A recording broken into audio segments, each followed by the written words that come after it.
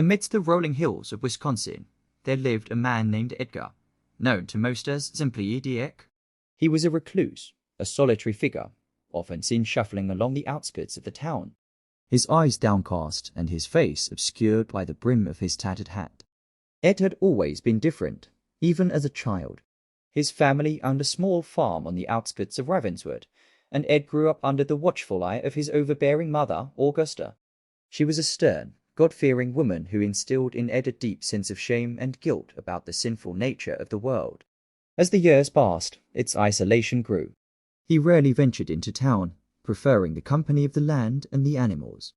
He found solace in his little farmhouse, surrounded by the echoes of his mother's teachings. It was within these walls that darkness began to take root. Late at night, as the moon cast long, eerie shadows across the landscape, Ed would disappear into the woods.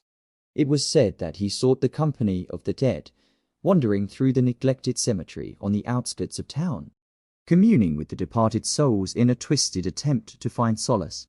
One fateful evening, as the chill of autumn settled over Ravenswood, a terrible storm raged.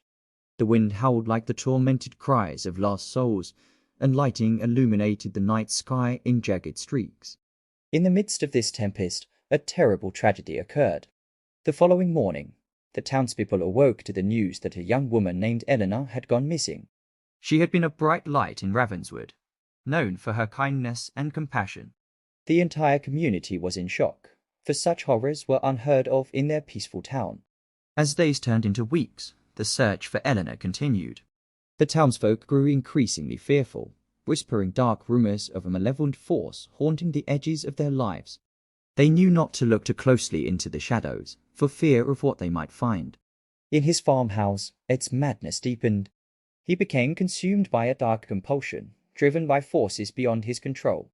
The line between the living and the dead blurred, and he descended further into a nightmarish abyss. Then, one chilling evening, a blood-curdling scream pierced the silence. The townspeople rushed to the source, and there, in the pale light of the moon, they beheld a horrifying sight. Ed, his eyes wild and his hands stained with blood, stood amidst a grotesque tableau of horror. Eleanor's lifeless body lay before him, her once vibrant spirit forever extinguished. The townspeople recoiled in terror, their worst fears realized. They knew that Ed was the embodiment of the darkness that had plagued their town. Ed was swiftly apprehended and taken into custody. As the full extent of his atrocities came to light, the town of Ravenswood was forever scarred.